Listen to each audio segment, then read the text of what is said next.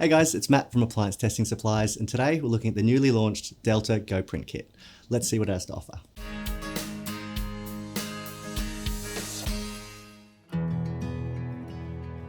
This kit came into the market towards the end of 2021, has been a really popular choice for people who are doing high volume testing.